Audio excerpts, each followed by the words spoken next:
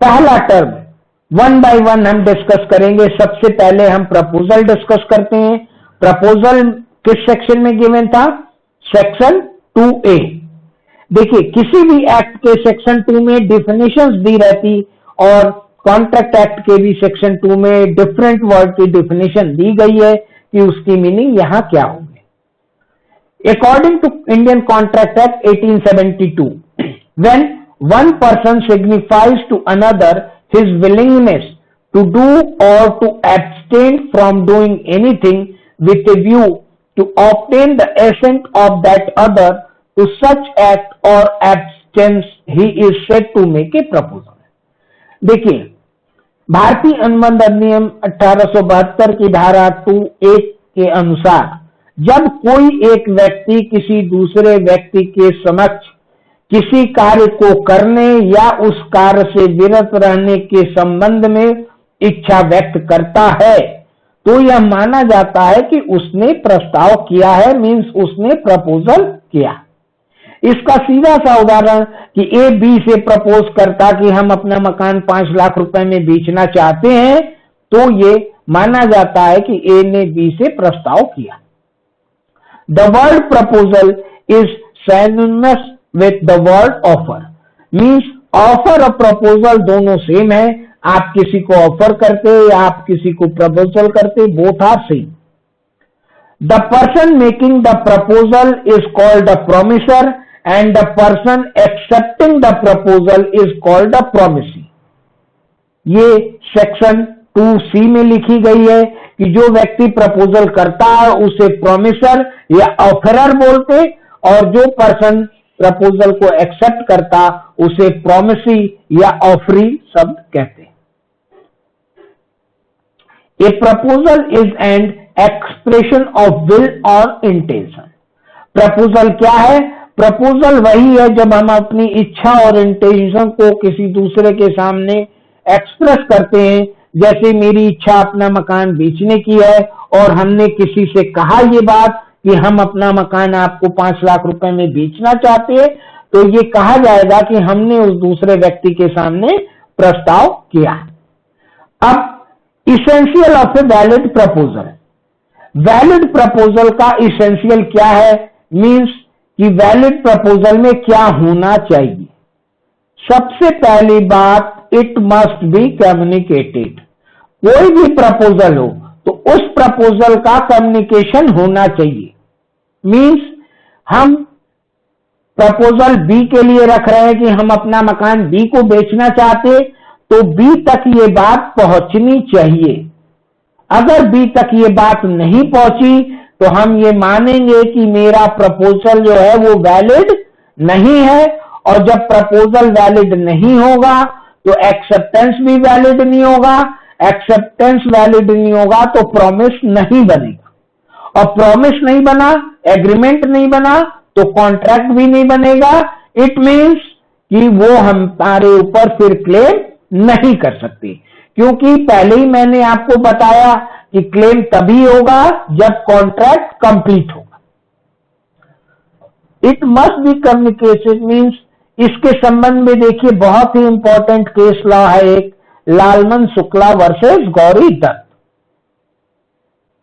इसमें इस केस में एक aggrieve party means Gauri Dutt का भतीजा खो गया और लालमन शुक्ला गौरी दत्त के यहां नौकर थे। वो भतीजे को खोजने के लिए चले गए और लालमन शुक्ला जब भतीजे को खोजने के लिए निकल गए गौरी दत्त के, उसके बाद गौरी दत्त ने एक अनाउंसमेंट किया कि जो मेरे भतीजे को खोज के लाएगा उसको कुछ पैसा इनाम में देंगे। लालमन शुक्ला गौरी दत्त के भतीजे को खोज के ले आए, लेकिन ये बात लालमन शुक्ला को नहीं पता थी कि मेरे जाने के बाद गौरी दत्त ने ऐसे इनाम राशि की घोषणा की। कुछ दिन बाद जब लालमन शुक्ला को यह बात पता चली तो उन्होंने गौरी दत्त से उस इनाम राशि की डिमांड की। गौरी दत्त ने उनको नहीं दिया, तब वो कोर्ट गए। तो कोर्ट का डिसीजन क्या आया? कोर्ट का डिसीजन ये आया कि जो प्रपोजल इनाम की घोषणा गौरी दत्त ने की थी वो लालमन शुक्ला तक पहुंची ही नहीं थी। मीन्स ये जो गौरी दत्त का इनाम के लिए प्रपोजल था वो कम्युनिकेट ही नहीं हुआ लालमन शुक्ला को, इसलिए वैलिड प्रपोजल नहीं है और प्रॉमिस नहीं बना और इसलिए लालमन शुक्ला को इनाम नहीं दिया जाएगा। Next, essential of valid proposal में it must be made with a view to create a legal relation.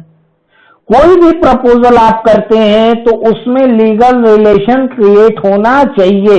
Means family relation या सोशल रिलेशन की यहां बात नहीं हो रही है, आपको लीगल रिलेशन क्रिएट होना चाहिए। मीन्स कि अगर हम आपसे कहते हैं कि कल मंडे को आप सुबह हमारे घर पे आइए, हम आपको नाश्ता, ब्रेकफास्ट, कॉफी पिलाएंगे, और आप आते हैं और हम घर पे नहीं रहते, तो इट मीन्स कोई लीगल रिलेशन हम लोग के बीच में क्रिएट नहीं हुआ था। आप कोई क्लेम मेरे ऊपर नहीं कर सकते कि आप हमको ब्रेकफास्ट कराइए या फिर आप अपना समय खर्च करके मेरे यहां आए, आपका समय का लॉस हुआ। हो सकता है कि आप रिक्शा, ऑटो या बाइक से पेट्रोल खर्च करके आए हो तो वो भी खर्च हुआ, तो आप उसके लिए मेरे ऊपर कोई क्लेम नहीं कर सकते क्योंकि यहां कोई लीगल रिलेशन क्रिएट नहीं हो रहा। इस रेस्पेक्ट में एक इंपॉर्टेंट केस है बॉल्फर वर्सेस बॉल्फर। इसमें मिस्टर एंड मिसेस बॉल्फर थे। मिस्टर बॉल्फर की जॉब श्रीलंका में लगी और लंदन में वो अपनी मिसेस को छोड़ के श्रीलंका गए। फिर कुछ दिन बाद लंदन आए अपनी मिसेस को वापस ले जाने के लिए, तो उनकी मिसेस ने कहा कि डॉक्टर ने मना किया है, उनके लिए श्रीलंका का एटमॉस्फेयर सुटेबल नहीं। तो मिस्टर बॉल्फर अकेले श्रीलंका गए और जाते समय वादा किया कि हम 30 पाउंड पर मंथ भेजते रहेंगे। कुछ दिन तक उन्होंने ये पैसा भेजा, उसके बाद पैसा भेजना बंद कर दिया। तो लेटर ऑन दोनों लोग में डिस्प्यूट हुआ और डाइवोर्स फाइल हुआ। तो उस समय मिसेस बॉल्फर ने कहा कि मिस्टर बॉल्फर ने 30 पाउंड प्रॉमिस किया था देने के लिए, कोर्ट से क्लेम किया कि वो 30 पाउंड पर मंथ हमें दिला दिया जाए। तो कोर्ट ने ये डिसीजन दिया कि जो मिस्टर बॉल्फर ने प्रॉमिस किया था मिसेस बॉल्फर से, वहां कोई लीगल रिलेशन क्रिएट नहीं हो रहा है। उन्होंने ये जो प्रॉमिस किया था वो फैमिली रिलेशन में किया था, इसलिए उनको कुछ भी क्लेम नहीं दिया जाएगा। और वैलिड प्रपोजल की third point, it must be certain and definite, कि जो भी प्रपोजल होगा वो आपका एकदम सर्टेन होना चाहिए, निश्चित होना चाहिए। अनसर्टेनिटी अगर वहां आएगी तो वो वॉइड हो जाएगा, क्योंकि इंडियन कॉन्ट्रैक्ट एक्ट में सेक्शन 29 में ये बात लिखी हुई है कि एग्रीमेंट वॉइड फॉर अनसर्टेनिटी। ऐसे जितने भी एग्रीमेंट जिसमें अनसर्टेनिटी दिख रही हो वो सारे एग्रीमेंट क्या होंगे? वॉइड। वॉइड एक टर्मिनोलॉजी है। वॉइड मीन्स होता है जीरो, मीन्स उसकी कोई इंपॉर्टेंस नहीं होगी। Void means nil. Agreement nil for uncertainty means जितने भी अनसर्टेनिटी के एग्रीमेंट होंगे सब निल होंगे। अनसर्टेनिटी देखिए क्या है।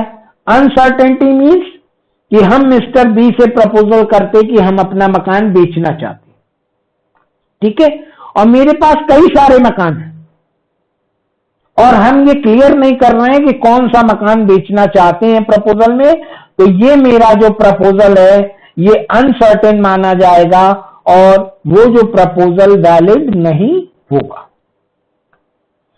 Clear? Next, it must be made with a view to obtain the assent of the other party. Proposal कैसा होना चाहिए? प्रपोजल ऐसा होना चाहिए जिसमें ये पता, view with a view to obtaining the assent of the other party means दूसरे पार्टी की सहमति लेने की इच्छा से किया गया। मीन्स ये जो प्रपोजल आप कर रहे हैं ये ऐसा नहीं कि गुस्से में आके कर रहे हैं। प्रपोजल क्या है? प्रपोजल हमेशा दूसरे की इच्छा या एक्सेप्टेंस लेने के लिए किया जाता है, ठीक है। हम प्रपोजल कर रहे हैं कि हम अपना मकान बेचना चाहते, तुमको लेना हो तो लो, नहीं मत लो। इट मीन्स ये प्रपोजल नहीं है। प्रपोजल हमेशा ऐसा होना चाहिए कि सामने वाले की इच्छा लेने के लिए किया जाना चाहिए। Next, it may be conditional. Proposal में कुछ कंडीशन लगी हो सकती है और प्रपोजल में जो कंडीशन आपने लगाई हो उसी कंडीशन के संग एक्सेप्टेंस होगा, तभी माना जाएगा कि वो वैलिड प्रपोजल और वैलिड एक्सेप्टेंस है। और किसी भी प्रपोजल में कोई कंडीशन भी आप लगा के दे सकते हैं। फॉर एग्जाम्पल कि आप परचेज के लिए प्रपोजल करते हैं, आप मिस्टर ए ने मिस्टर बी से प्रपोजल किया कि हम आपकी बाइक खरीदना चाहते हैं लेकिन आप सर्विसिंग करा के देंगे तब। इट मीन्स कि प्रपोजल क्या है कि ए मिस्टर बी की बाइक खरीदना चाहते हैं, ये एक प्रपोजल है, लेकिन आपने उसमें एक कंडीशन लगा दी कि अगर सर्विसिंग करा के देंगे तो। क्लियर? मीन्स प्रपोजल में कोई कंडीशन भी हो सकती है। It should not contain a term the non compliance of which would amount to acceptance. देखिए, ये भी बड़ी अच्छी बात है कि प्रपोजल में कोई भी ऐसा कंटेंट नहीं होना चाहिए कि जिसको न पालन करने पे हम मान लें कि वो एक्सेप्टेंस हो गया। मीन्स हमने प्रपोजल किया कि हम आपकी बाइक खरीदना चाहते हैं, अगर कल शाम तक आप हमको नहीं बताए तो हम मान लेंगे कि आपने अपनी बाइक हमें भेज दी। ऐसा कोई एक्सेप्टेंस का क्लॉज प्रपोजल में नहीं होना चाहिए जिससे ये क्लियर हो कि उसके बदले एक्सेप्टेंस। मीन्स जैसे हमने कहा कि हम आपकी बाइक 10,000 रुपए में खरीदना चाहते हैं, अगर कल तक आप हमें नहीं बताए तो हम मान लेंगे कि आप अपनी बाइक हमें बेचना चाहते। मीन्स प्रपोजल में ऐसा कोई भी क्लॉज नहीं होना चाहिए कि जिसके न होने या होने पर ऑटोमेटिक एक्सेप्टेंस हो जाए। Proposal must be in A request form and not an order. Proposal को हमेशा रिक्वेस्ट फॉर्म में होना चाहिए, ऑर्डर में नहीं। मीन्स हम रिक्वेस्ट करेंगे कि हम आपकी बाइक खरीदना चाहते हैं, ऑर्डर नहीं कि कल अपनी बाइक हमें 10,000 रुपए में बेच दो। ये प्रपोजल नहीं है, ये वैलिड प्रपोजल नहीं है। प्रपोजल दूसरे की इच्छा को, सहमति को लेने के लिए किया जाना चाहिए। मीन्स रिक्वेस्ट फॉर्म में होगा, ऑर्डर फॉर्म में नहीं। अब टाइप्स ऑफ प्रपोजल कि कितने टाइप्स के प्रपोजल होते हैं, इनको देखिए वन बाय वन। पहला, जनरल ऑफर। जनरल ऑफर क्या होता? अब इसको दो टॉपिक हम एक साथ पढ़ें तो ज्यादा क्लियर होगा। General offer and specific offer. यहां देखिए, general and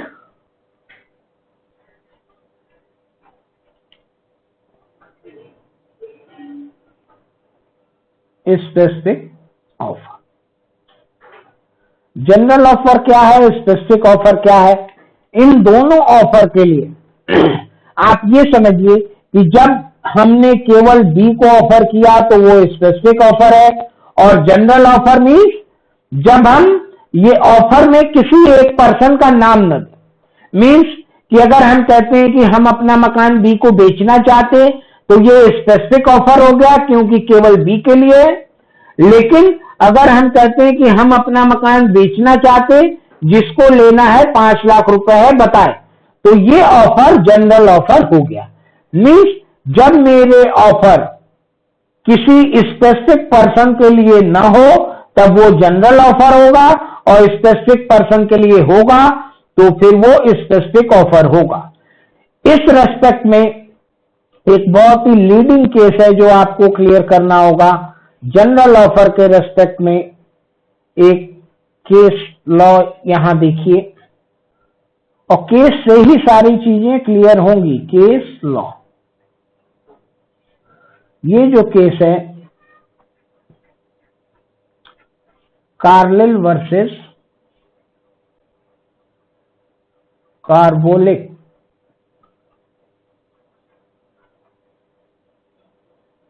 carbolic smoke ball company. देखिए इस केस में क्या हुआ, इस केस में कार्बोलिक स्मोक बॉल कंपनी थी जिन्होंने न्यूज़पेपर में एक ऐड दिया कि जो कोई भी पर्सन हमारे कंपनी द्वारा बनाई हुई दवा का सेवन करेगा ऐसे ऐसे इंस्ट्रक्शन के अकॉर्डिंग, उसको इन्फ्लुएंजा नहीं होगा। कार्लिन एक लेडी थी जिनको हर साल इन्फ्लुएंजा हो जाता था। उन्होंने ये ऐड पढ़ा और दवा की दुकान पे जाके ये इनकी गोली खरीदी दवा की और उसका सेवन किया। उसको यूज करने के बाद भी कार्लिन को इन्फ्लुएंजा हो गया। और ये कार्बोलिक स्मोक बॉल कंपनी ने जब ऐड दिया था तो उसमें ये भी कहा था कि मेरी कंपनी की दवा का सेवन करने के बाद अगर किसी को इन्फ्लुएंजा हो जाता तो हम 100 पाउंड उसको देंगे और इसके लिए 1000 पाउंड हम रॉयल ब्रिटिश बैंक लंदन में डिपॉजिट करा चुके। तो कार्लिन को जब वो उस कंपनी की दवा इस्तेमाल करने के बाद भी इन्फ्लुएंजा हुआ तो कार्लिन ने स्मोक बॉल कंपनी को लेटर लिखा कि हमारा 100 पाउंड हमें दे दीजिए क्योंकि आपकी दवा इस्तेमाल करने के बाद भी हमें इन्फ्लुएंजा हुआ। तो कार्बोलिक स्मोक बॉल कंपनी ने उनको मना कर दिया क्लेम देने से और कहा कि हम आपको नहीं जानते, हमारे आपके बीच में कोई कॉन्ट्रैक्ट हुआ ही नहीं।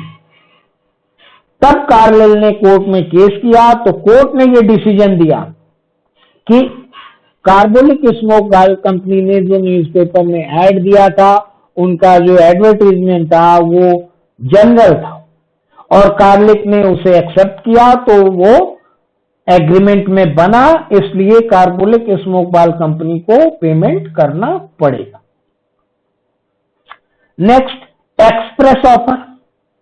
देखिए एक्सप्रेस ऑफर का मतलब कि जब भी हम अपना कोई प्रपोजल एक्सप्रेस कर देते हैं, ठीक है, मींस हमने बी से कहा कि हम अपना मकान आपको बेचना चाहते हैं तो ये एक्सप्रेस ऑफर है।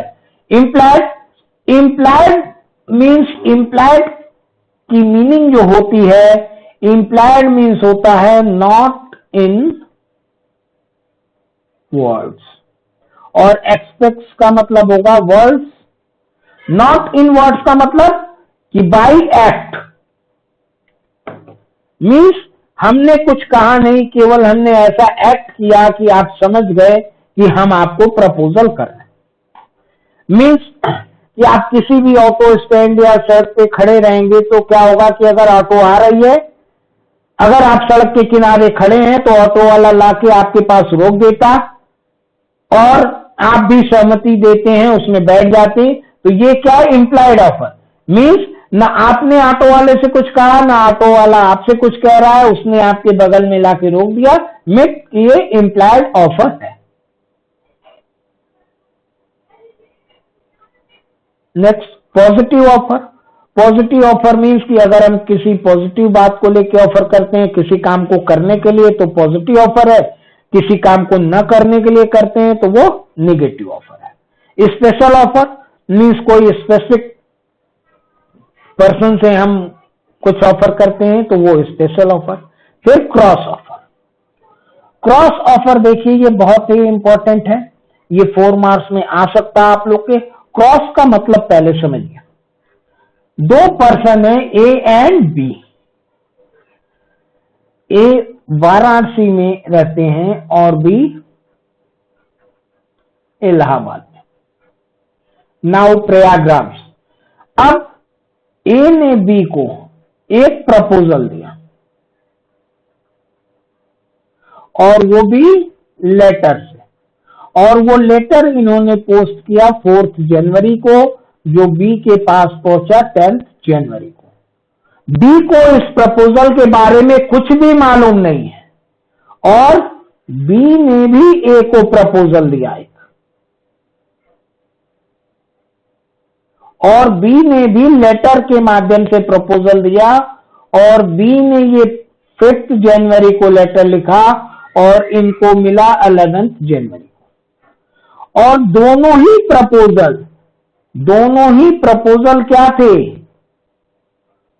सेम। मीन्स ए ने जो बी को प्रपोजल लिखा उसने कहा कि हम अपना मकान 5 लाख में बेचना चाहते हैं, और यहां बी ने ए से कहा कि हम आपका मकान 5 लाख में खरीदना चाहते हैं। मीन्स जब दो पर्सन बिना एक दूसरे के प्रपोजल को समझे जाने एक जैसा ही प्रपोजल एक दूसरे को करते हैं, और वो दोनों प्रपोजल क्रॉस रास्ते में एक दूसरे को क्रॉस करते हैं, तो ये इसे क्रॉस प्रपोजल या क्रॉस ऑफर कहते हैं। अब यहां एक बात आपको ध्यान रखनी होगी कि क्रॉस ऑफर ए ने बी से किया, बी ने ए से किया, लेकिन क्रॉस ऑफर में हम एक्सेप्टेंस भी अलग से लेना होगा। क्रॉस ऑफर को हम प्रपोजल या एक्सेप्टेंस नहीं मानते। मीन्स ए ने जो बी को प्रपोजल दिया है, बी उसकी एक्सेप्टेंस अलग से देंगे तब वो एग्रीमेंट बनेगा, या बी ने जो ए को दिया है ए एक्सेप्टेंस देंगे तब वो एग्रीमेंट बनेगा। ऐसा नहीं है कि दोनों लोग एक दूसरे को सेम प्रपोजल दे दिए तो उसको एक्सेप्टेंस मान लिया जाएगा। दोनों अलग अलग ऑफर है, बस ये है दोनों ऑफर में कि दोनों क्रॉस ऑफर कहे जाएंगे। Next, counter offer. Counter offer क्या होता है ये देखिए। काउंटर ऑफर में ए ने बी को ऑफर दिया,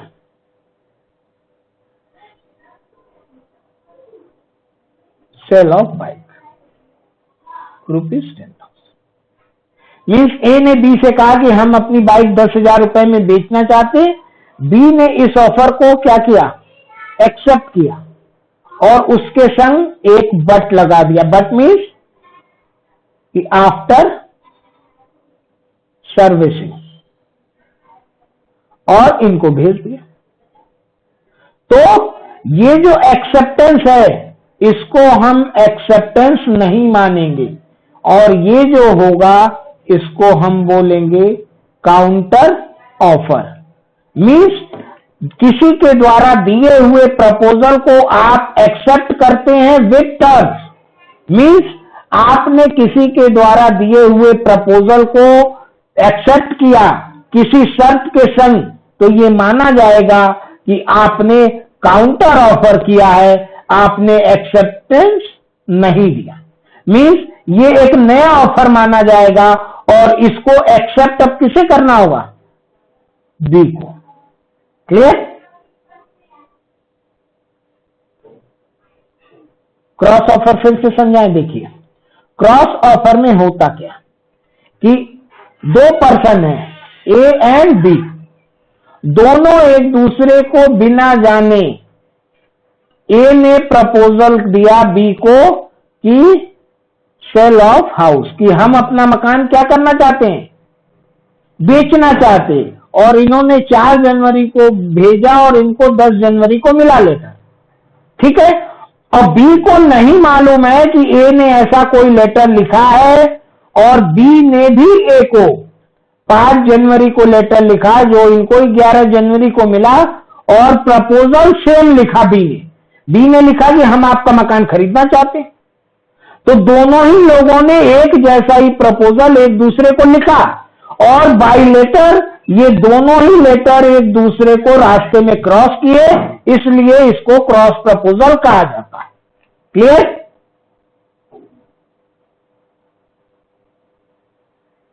क्लियर है? ठीक, thank you. Next, close offer. Close offer का मतलब कि हमने आपको कोई ऑफर दिया कि हम अपनी बाइक आपको बेचना चाहते हैं, खरीदना अगर होगा तो 20 मार्च तक बताइएगा। इट मीन्स कि मेरा ये जो ऑफर है क्लोज कब हो जाएगा, 20 मार्च को। मीन्स जब किसी ऑफर में कोई डेट प्रिस्क्राइब्ड है तो वो उस डेट को क्लोज हो जाएगा।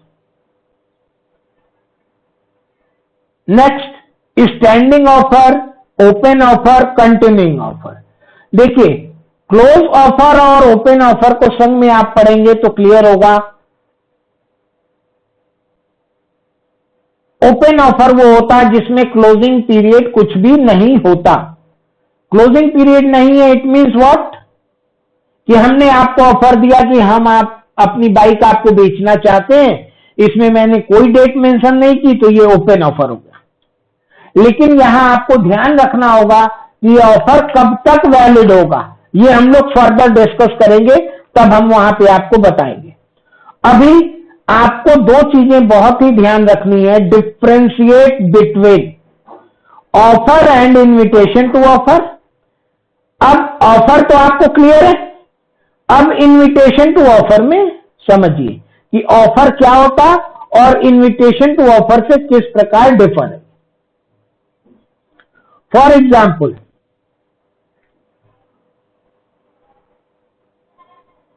किसी शॉप में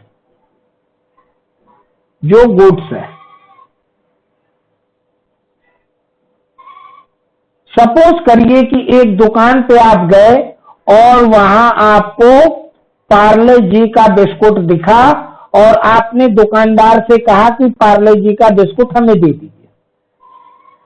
दुकानदार ने देने से मना कर दिया, कहा कि नहीं, एक ही पैकेट बिस्कुट मेरे पास बचा है जिसको हम शाम को घर ले जाएंगे, हम आपको नहीं देंगे। तो वो ऐसा कर सकता है कि नहीं? देखिए, नियम क्या हमने आपको बताया कि कोई भी प्रपोजल एक्सेप्ट जैसे ही होगा प्रॉमिस हो जाए। तो उस व्यक्ति ने ये कहा कि आप जो दुकान पे सामान रखे हैं, आप तो ऑफर कर रहे हैं खरीदने का, और जब मैंने खरीदने का एक्सेप्टेंस दिया तो आप हमें मना कर रहे हैं।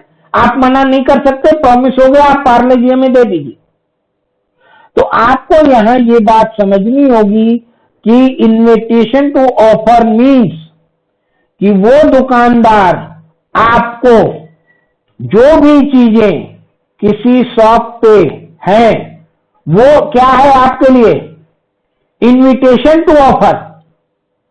और आप जाके ऑफर करेंगे कि हमको पार्ले जी दीजिए, तो अब दुकानदार की मर्जी है कि वो आपके ऑफर को एक्सेप्ट करे या रिजेक्ट करे। तो क्लियर है ये? जैसे कोई शेयर कंपनी इश्यू करती है, किसी कंपनी ने शेयर इश्यू किया, तो वो क्या है आपके लिए? इन्विटेशन टू ऑफर है। मींस ऐसा नहीं है कि वो आपको शेयर दे ही देगी। शेयर आपको कब मिलेगा? जब शेयर का अलॉटमेंट होगा। क्लियर? तो आपको ये दोनों में डिफरेंस करना है कि offer and invitation to offer. जैसे टेंडर वगैरह किया जाता है किसी गुड्स के लिए, ठीक है, तो वो क्या है? इन्विटेशन टू ऑफर है। आप टेंडर भरेंगे, आपका टेंडर एक्सेप्ट होगा, वहां पे तब माना जाएगा कि आपको ऑफर किया गया। इन्विटेशन टू ऑफर और ऑफर में ये डिफरेंस है। लाइब्रेरी में रखी हुई बुक्स क्या है? ऑफर है कि इन्विटेशन टू ऑफर है? लाइब्रेरी में रखी हुई बुक्स सारी क्या है कॉलेज की? इन्विटेशन टू ऑफर है। आप अगर ऑफर करेंगे कि हमें ये बुक चाहिए, कॉलेज देने के लिए मना भी कर सकता है लाइब्रेरियन, और दे भी सकता है। मींस ऑफर हमेशा आपकी तरफ से होगा। और किसी भी शॉपिंग मॉल में अगर कोई डिस्प्ले हो रहा है, सुपरमार्केट में, डिपार्टमेंटल स्टोर में, कोई भी गुड्स, तो वो इन्विटेशन टू ऑफर है। नेक्स्ट जो हमें डिफ्रेंशिएट करना है, offer and statement. Offer means क्या है कि हम आपसे कहते हैं कि हम अपना बाइक आपको बेचना चाहते हैं 10,000 रुपए में, ये ऑफर है। लेकिन स्टेटमेंट क्या है कि हमने आपसे कहा कि हम सोच रहे हैं कि अपनी बाइक 10,000 रुपए में बेच दें, बहुत पुरानी हो गई। तो ये महज एक स्टेटमेंट है, ये ऑफर नहीं है। आपको क्लियर करना होगा ऑफर और स्टेटमेंट में difference, offer and invitation to offer में डिफरेंस। क्योंकि हम एक्सेप्ट किसको करते हैं? ऑफर को। इन दोनों को हम एक्सेप्ट अगर करेंगे तो वो एग्रीमेंट नहीं बिल्डअप होगा, प्रॉमिस नहीं होगा। ठीक है, हमें एक्सेप्टेंस किसको करना है? ऑफर को। और कोई स्टेटमेंट हम दे रहे हैं और उस स्टेटमेंट को आप एक्सेप्ट करके प्रॉमिस या एग्रीमेंट नहीं बना सकते।